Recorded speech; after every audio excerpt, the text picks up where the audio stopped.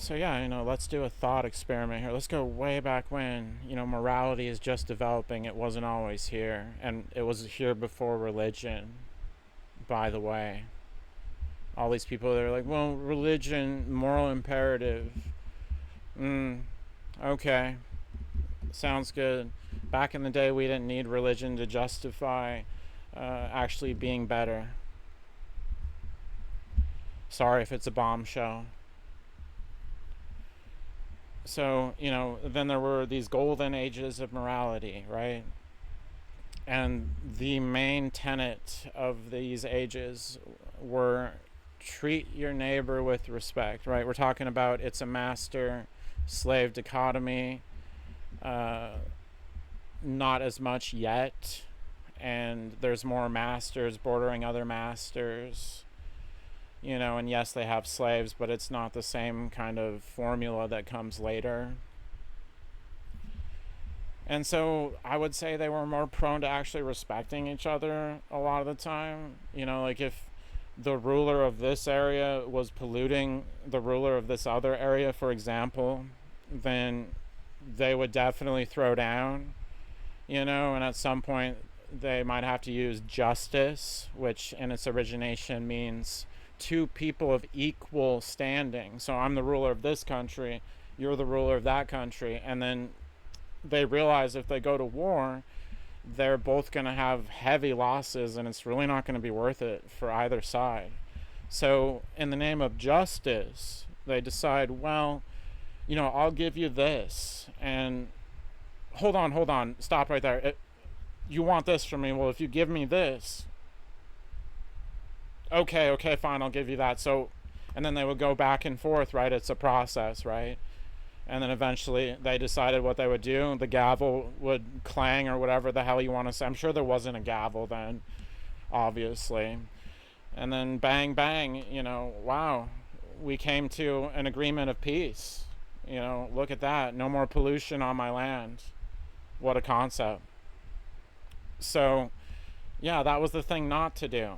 And you could see why. Like, even if it's not equal benefit to either side on any level, for me to invade your shit, since you're polluting me, I'm coming in there to kick your ass. That would have been what they said way back when.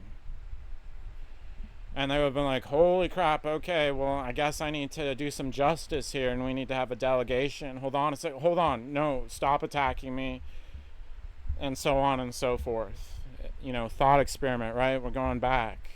Way back when. What a time to be. So then we fast forward. Let's just go ahead and fast forward. Christianity comes along. We struggle to improve at treating our neighbors better. It becomes a focus of this religion in particular, right? What's one of the main things we remember about Christianity? They love their neighbors, don't they? Absolutely. Without a shadow of a doubt. That's the case. I would definitely agree. And why is that? Because, Christianity is a development that changed this master-slave dichotomy. It existed back then, but in a different form. And now we have a psychological slavery rather than more of a physical one, I guess, to give it the most tangible verbiage that I can give you. And so we play psychological mind tricks with each other more than ever before. I mean, that's what something like the Cold War represents, is we're not so much as concerned about physical domination as psychological. And so that's the way we can enslave people, not through physical means. And Christianity was meant to be a servant religion, supposedly, but it became a slave morality religion, at least in its superficial worldly face, to try to put it lightly.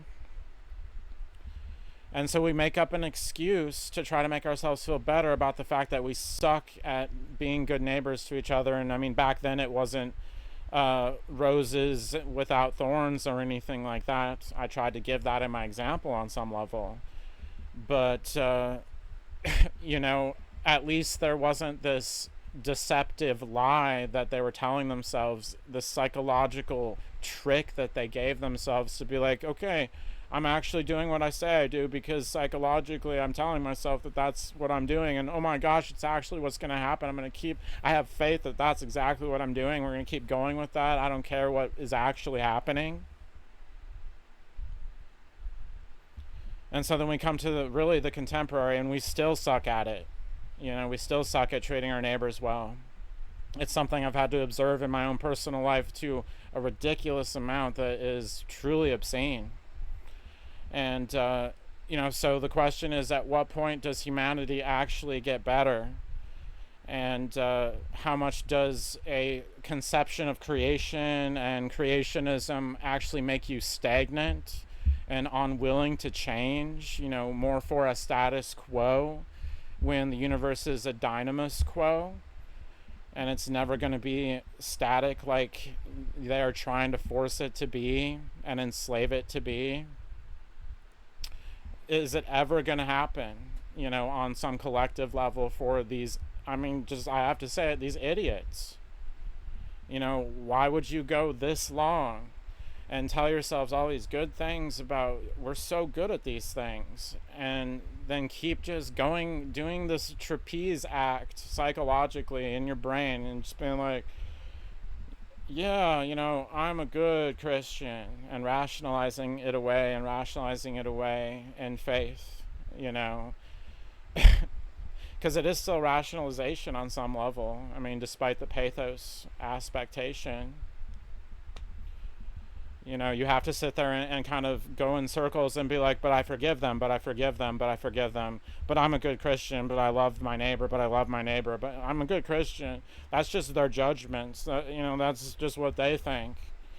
And I'm just like, okay, well, I'm not trying to judge anything, really, at the end of the day. I'm just, sitting here having to endure ridiculous nonsense and having it emphasized to a truly ridiculous, disgusting degree how much people suck at actually getting better, and how much they just sit here and make someone have to improve incessantly while they sit in the corner and laugh about it and think they're so clever.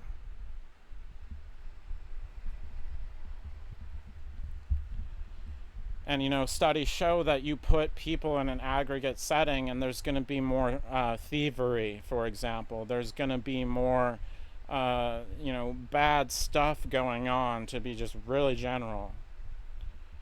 And so it's the thing not to do. Don't put people in aggregate settings if you can help it. That's what psychology has proven beyond a shadow of a doubt. You don't need to have faith to realize that that is necessary for some level, for some people more than others, but on a basic level, it's what's necessary, to give people more space.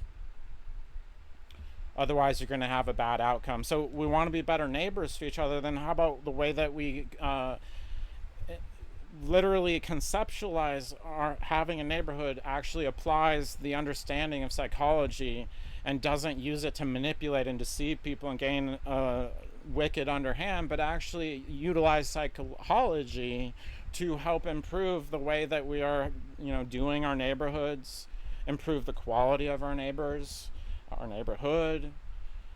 But again, idiots, right? They don't want to apply, they don't want to transform, they don't want to change, they want to remain the same, yet energy is neither created nor destroyed. E equals mc squared.